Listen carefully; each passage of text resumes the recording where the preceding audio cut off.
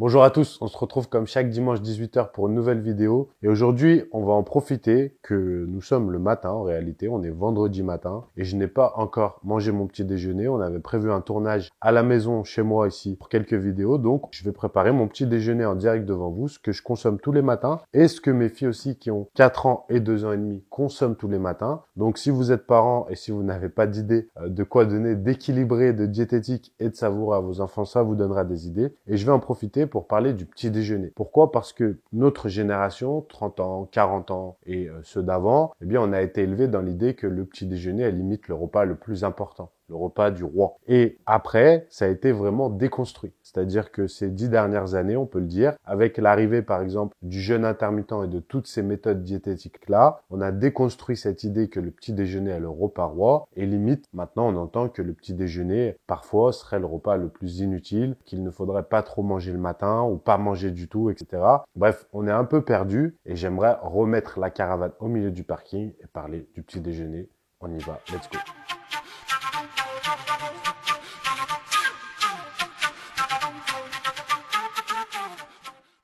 Alors, comme je le disais, pour ceux qui ont mon âge ou un peu plus, eh bien, on a été élevé dans l'idée que le petit déjeuner est le repas le plus important. Et on a été élevé, on prenait un petit déjeuner systématiquement le matin. C'est quelque chose d'obligatoire pour notre équilibre. Et on a gardé cette habitude sans aucun doute dans notre vie d'adulte ensuite. Donc, en fait, la croyance populaire, elle était qu'on mangeait énormément de calories le matin, on mange énormément de calories le matin, et on mange plus léger le soir. Vous voyez, les personnes qui ont 50, 60 ans, peut-être même la quarantaine, eh bien, ont cette idée qu'il faut manger léger le soir. Et en soi, c'est une croyance populaire et c'est que dans notre milieu, le milieu de la diététique, de la nutrition, peut-être de la musculation, que ça commence à évoluer et qu'on a compris ce fameux concept du réservoir de voiture que j'explique souvent, c'est-à-dire que ce qui compte, c'est ce que l'on mange sur la totalité des 24 heures. C'est-à-dire que ce n'est pas parce que on va manger plus de calories le soir que le matin que l'on va systématiquement grossir. Ce qui compte, c'est ce fameux déficit calorique, c'est-à-dire notre balance, je le répète souvent, entre les calories que l'on dépense et les calories que l'on consomme. Ce qui veut dire que théoriquement, j'ai bien dit théoriquement, dans la majorité des cas, on pourrait très bien ne pas du tout déjeuner le matin, ne pas du tout manger jusqu'à midi, manger beaucoup de calories à midi, beaucoup de calories au dîner, le soir, même juste avant d'aller se coucher,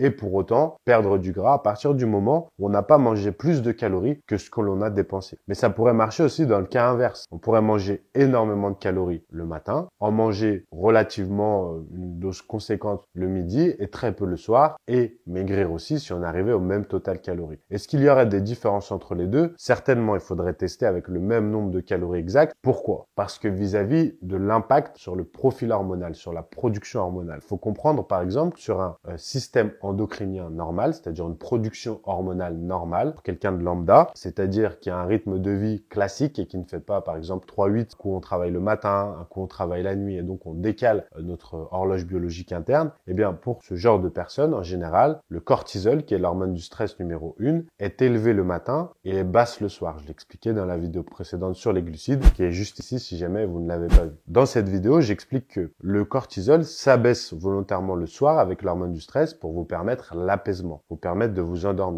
Et elle est élevée le matin au contraire parce que vous devez vous réveiller. Quelque chose qui se fait naturellement, biologiquement. Les apports alimentaires impactent énormément ces taux. Lorsque vous consommez notamment des glucides, par exemple de la farine, des fruits, du riz, des pâtes, peu importe, cela va aider votre taux de cortisol et vos hormones du stress à diminuer. Au contraire, si vous êtes en sous-régime, vous ne consommez pas de calories, que vous ne mangez par exemple pas le matin, ça va encourager votre cortisol à monter. À partir de là, vous comprenez que, par exemple, le choix d'un gros petit déjeuner ou non, d'un gros dîner ou non, peut être fait en fonction de ce profil hormonal. Si vous avez des soucis à vous endormir, des soucis pour vous réveiller, que vous êtes léthargique par exemple le matin, vous pouvez faire tester ces taux de cortisol plus sur un test de 24 heures, attention, avec les urines, plutôt qu'une prise de sang à jeun le matin, puisque ça ne vous donnera que le taux du matin. Ce qui compte, c'est de voir sur la journée comment ça se passe. Et à partir de ce moment-là, vous pouvez voir s'il y a effectivement des problèmes. Mais vous pouvez le déceler aussi facilement avec vos sensations. Encore une fois, si vous avez beaucoup de mal à vous endormir, que vous êtes vraiment, vous savez, vous avez les jambes qui tremblent le soir dans le lit, vous êtes tout le temps en train de réfléchir, vous avez beaucoup de mal à trouver cet apaisement-là, l'alimentation peut vous aider. Bien sûr, c'est pas le seul facteur. Si vous êtes complètement stressé, angoissé, ça ne peut pas non plus peut-être faire des miracles, mais ça va encourager et faire ce travail-là. Vraiment, ça va faire une grande différence. Le matin, au contraire, si vous prenez un très gros petit déjeuner, beaucoup de lipides, beaucoup de glucides, vous vous sentez léthargique sur la digestion, eh bien, c'est une piste. Vous pouvez réduire vos apports, les équilibrer un peu plus, vous concentrer plus sur les protéines le matin, par exemple, il est vrai. Vous aurez ainsi de meilleures sensations. Bon, je parle, je vais quand même commencer à préparer la crêpe. Donc, le matin, je fais des crêpes tous les matins, depuis des années et des années. Et en général, j'en prépare pour moi et pour les filles. Bon, la petite fake, elles sont déjà parties à l'école. Vous vous en doutez que ce matin, donc, je leur en ai pas préparé. Voilà. Donc, tout simplement, des œufs. Donc, lorsque ce n'est que pour moi, je prends 4 œufs et quand elles sont là, j'en mets 5. Tout simplement, je prépare dans le même bol et ça s'appelle un cul de poule, pas un bol, pardon. Et j'en mets 5 quand les filles sont là et quand je suis là, j'en mets 4. Alors, il n'y a pas de quantité absolue. Ça dépend de vous. Vous pouvez en mettre 2, vous pouvez en mettre 1. En fait, il faudra juste mettre les autres ingrédients en proportion. Vous avez juste à faire le calcul. Ce qu'il faut comprendre, c'est une recette, vous allez voir que je vais vous montrer, qui est très saine déjà, parce qu'on a les œufs qui vont nous apporter protéines et bons lipides. Les lipides, super importants. On a de la farine après. Si j'ai pris de la farine de patate douce, vous avez aussi de la farine d'avoine que vous retrouvez sur le site www.awtrainer.com. Vous pouvez commander avec le code Anthony10 pour avoir 10% de promotion. Voilà, on a de nombreuses farines. Déjà aromatisées, important, parce que là, je vais les faire nature. Ce qui veut dire qu'après, on pourrait rajouter du miel, de la confiture ou autre, mais vous avez des farines aromatisées sur AW Trainer, notamment l'avoine, il me semble, c'est Choco Brownie qui est délicieux, Choco Nuts aussi, où là, vous pouvez manger la crêpe comme ça. Vous n'avez rien à rajouter dessus et c'est juste avec des arômes. C'est-à-dire que vous n'avez pas de calories en plus de la farine traditionnelle. Voilà. Et ensuite, je vais délayer avec du lait et moi, j'ajoute de la fleur d'oranger. Voilà, j'adore arôme fleur d'oranger, il n'y a pas de calories. Je trouve ça très bon. Vous pouvez aussi le faire avec des boléros. Sur AW Trainer, justement, vous avez des boléros coco, des boléros amandes. Ces boléros, qu'est-ce que c'est? C'est de la poudre avec des arômes, des édulcorants. Vous en ajoutez dedans, un petit peu, pas trop, c'est très fort. Et en fait, ça va donner du goût. Par exemple, quand vous mettez le boléro amande dans cette recette-là, vous avez l'impression de manger de la frangipane, une galette des rois. On va pas exagérer, c'est pas une vraie galette des rois parce qu'il manque la plaquette de beurre. Quand même, ça fait la diff, mais honnêtement, c'est très très bon.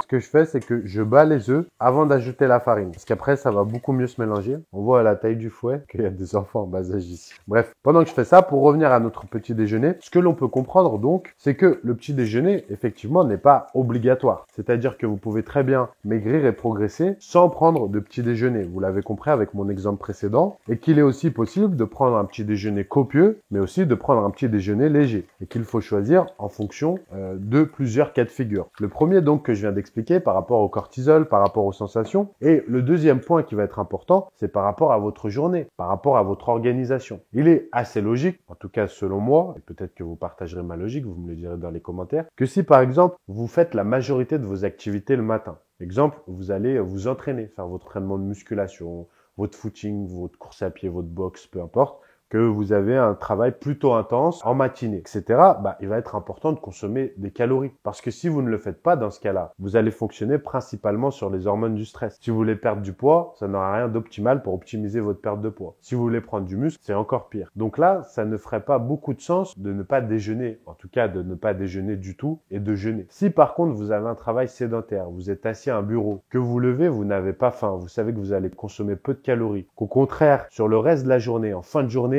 vous avez tendance à avoir faim, à avoir des fringales, à craquer, et que votre entraînement est le soir, et vous êtes autant actif l'après-midi que le matin, mais vous faites votre activité sportive, vous marchez, peu importe, de la musculation, etc. le soir, de la danse. Et bien là, il peut être bien de prendre un petit déjeuner léger, voire de ne pas en prendre du tout, pourquoi pas, et de concentrer ensuite l'essentiel de vos apports en calories sur cette phase de la journée, c'est-à-dire à partir du midi, par exemple, jusqu'au soir, et même de consommer beaucoup de calories le soir. Ça, c'est un vrai critère. Ok, on continue. Faut pas que ça fasse une omelette. Faut que le jaune et le blanc soient homogènes. Sinon, c'est dégueulasse. Il y a des morceaux vous avez des morceaux de blanc tout seul. Enfin, c'est dégueulasse. Ça fait plus omelette que crêpe. C'est à ça qu'il faut faire attention. Voilà, donc ensuite on ajoute la farine. Donc ici c'est de la farine de patate douce, encore une fois que vous retrouvez sur le site AW Trainer, qui est, il est vrai, plus cher que la farine d'avoine, donc c'est aussi à choisir en fonction de vos moyens. La farine d'avoine sur AW Trainer est très bonne aussi. Personnellement je varie, je les ai à disposition donc c'est un peu facile. Mais voilà, je sais qu'il y en a qui font aussi avec la crème de riz qu'on a sur le site. Dans ce cas, il faudra rajouter un peu d'eau pour la délayer. Vous serez obligé. Apparemment, c'est bon. J'ai pas goûté. Je suis moins fan de la crème de riz, pour être honnête avec vous, que des farines comme ça. Voilà. Bon là, la farine de patate douce par rapport à l'avoine, la seule chose, c'est qu'elle se mélange à la main, se mélange vraiment beaucoup plus difficilement. Donc, faut y aller de bon cœur. Il faut pas hésiter. Mais si vous savez bien mélanger en partant du centre et en allant sur les extrémités avec ce fameux geste du poignet, on voit que je suis un professionnel, I'm a professional, et bah, tout va bien se passer. Voilà la texture, à quoi ça doit ressembler, hein, vous voyez, ça doit être vraiment homogène et liquide.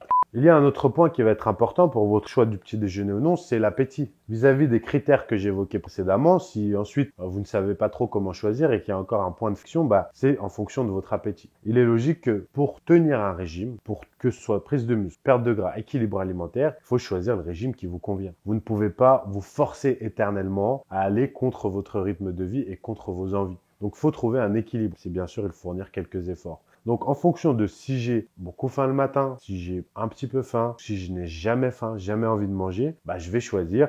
Est-ce que je consomme beaucoup de calories sur ce repas-là? Est-ce que je saute le petit déjeuner peut-être? Ou est-ce que je fais un petit déjeuner? C'est aussi un point important. Mais si les deux précédents critères que j'ai cités, qui sont les deux primordiaux, vous font dire qu'il faut des calories le matin, alors il faut trouver des techniques. Si vous n'avez pas très faim le matin, peut-être que cette crêpe ne sera pas adaptée. Dans ce cas, vous prenez un blender, vous mettez dans le blender de la protéine en poudre, vous en avez des très bonnes au chocolat, ça fera comme un Nesquik, vous mettez du lait, ça peut être du lait de vache, ça peut être du lait d'amande, ça peut être du lait de noisette, vous mettez dedans une banane, vous pouvez mettre un peu d'avoine selon si vous avez besoin de calories, de l'amande en poudre, et vous buvez ça sur la matinée. Vous avez vos calories, vous avez pratiquement les mêmes apports que par exemple dans une crêpe ici, mais sans avoir besoin de cette faim pour le consommer. Eh bien ça, c'est une très bonne technique. Voilà, il faut réfléchir à ça et ne pas se dire j'ai pas faim, donc systématiquement je ne prends pas de petit déjeuner. Parce que faire son alimentation vis-à-vis de sa faim, premier critère, c'est trompeur. Parce que déjà, il faut comprendre la différence entre la faim et l'envie de manger. Ça, c'est quelque chose de très délicat et très difficile à comprendre. Donc quand malheureusement encore, en 2025, on entend des nutritionnistes, des diététiciens, des médecins dire il faut manger selon sa faim, ça n'a absolument aucun sens. La faim ne vous dicte pas du tout le nombre de calories et les apports dont vous avez besoin.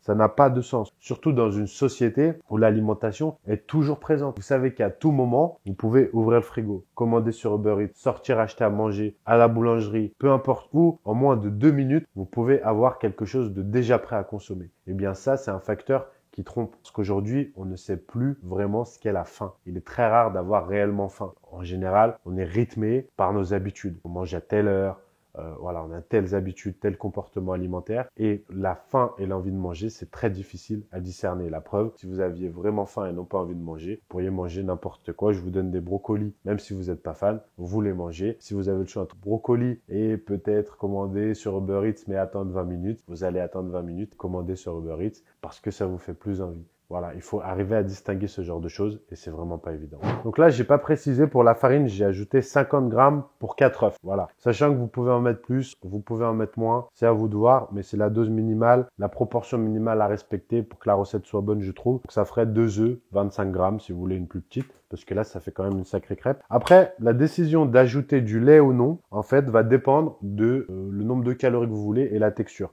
Si vous avez besoin de peu de calories, vous êtes au régime. Vous l'avez vu, je vous ai montré la texture. Vous pouvez très bien vous contenter que de farine et d'œufs. Si vous prenez la farine de patate douce et même la farine d'avoine qu'on a, parce que elles sont moulues très fines. Mais ajouter du lait permet d'éviter que ça ait le goût trop d'œuf. Vous savez, que ça ait plus le goût de crêpe tout simplement. Donc vous ajoutez un peu de lait, pas besoin de trop en ajouter. C'est simplement pour avoir un meilleur goût et une texture aussi qui va plus s'approcher de la réelle pâte à crêpe. Il faut le dire, est très liquide. Il faut savoir que ça ne se voit peut-être pas, mais je suis quelqu'un de maniaque. C'est bon. Donc c'est toujours propre quand je cuisine. J'ai fait l'école hôtelière pour de vrai. Ça m'a donné des habitudes où il faut toujours cuisiner propre, toujours. J'ai fait l'école hôtelière François Rabelais à l'Argy, c'est pas une blague. Vous pouvez chercher. J'ai fait un bac hôtellerie-restauration. Et après, j'ai été en BPGEPS. J'ai pas terminé le bac hôtellerie-restauration. L'histoire est que j'ai séché le bac de français pour faire les tests du BP. Voilà, j'ai dû faire un choix. Le destin, la vie, c'est ça, c'est faire des choix. Choisir, c'est renoncer. Donc, j'ai choisi de... Et je m'en suis plutôt bien sorti. Je sais pas si en cuisine, j'aurais été aussi loin que je n'ai été dans ce milieu. Bref, peu importe. Donc, œuf, farine, lait, et après, donc j'aime bien ajouter de la fleur d'oranger, tout simplement. Voilà. Et là, à cette étape, vous pouvez ajouter un petit peu ce que vous voulez. Vous pouvez même mettre du miel directement dedans. Pourquoi pas du chocolat noir fondu, des boléros, comme je vous disais. Voilà. Moi, j'aime bien la fleur d'oranger. S'il n'y a pas de calories dedans, hein, c'est eau, substance aromatisante et basta. Un peu de arôme naturel. Ah, il y a de l'alcool. 0,68%. J'en donne à mes filles tous les matins. C'est pour ça qu'elles sont vraiment excitées comme ça. Allez, voilà. Et puis là, c'est prêt tout simplement. Donc après, ce que vous faites, c'est soit un peu d'huile de coco comme ça, soit vous avez les sprays qui sont directement sur la W-Trainer. Vous faites chauffer la poêle très fort. Vous mettez au maximum. Une fois qu'elle est très chaude, vous baissez le feu, vous mettez à feu doux. Et là, vous versez la pâte à crêpes. Mais attendez que la poêle soit très chaude. Si vous pouvez cuire avec un couvercle après, quand ça devient baveux au-dessus, vous retournez, vous coupez le feu, vous laissez comme ça, et là, c'est de la bombe. Sinon, c'est trop sec. Si vous cuisez trop fort, c'est trop sec et ça n'a plus rien à voir avec une crêpe. Donc, pour revenir à notre fameux petit déjeuner, on a parlé de l'importance de choisir de prendre un petit déjeuner ou non vis-à-vis de son profil hormonal, ses sensations, l'optimisation de ses fameuses hormones, vis-à-vis de son activité, est-ce que je m'entraîne le matin, est-ce que je suis actif ou non, vis-à-vis de la faim. Donc ça, pour moi, ce sont les 3 principaux points qui déterminent si le petit déjeuner est essentiel pour vous ou non. Mais de manière générale, vous l'avez vu, il n'est pas forcément essentiel, même si je trouve, de par mes connaissances, les études scientifiques que j'ai vues et mon expérience, que les résultats sont toujours meilleurs lorsque l'on consomme un petit déjeuner que lorsque l'on ne le fait pas. Tout simplement déjà pour le simple fait que les apports caloriques sont mieux répartis, la gestion de la glycémie en général est meilleure, la production hormonale en général est meilleure et aussi on arrive moins au repas du midi par exemple avec cette sensation de faim et de vouloir dévorer et donc on a moins le besoin, la volonté de vouloir craquer et se remplir. Donc je trouve ça mieux, même si c'est un petit déjeuner juste léger ou un shaker comme je le disais précédemment parce que vous avez peu faim. Maintenant, j'ai un autre avis concernant les enfants par exemple, les adolescents, etc.